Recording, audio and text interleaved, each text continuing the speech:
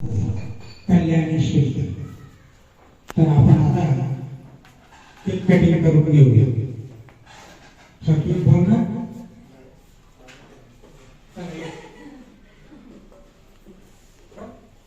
तिचा वाढदिवस येते नाही ते आहे पुण्याला, तर तिच्या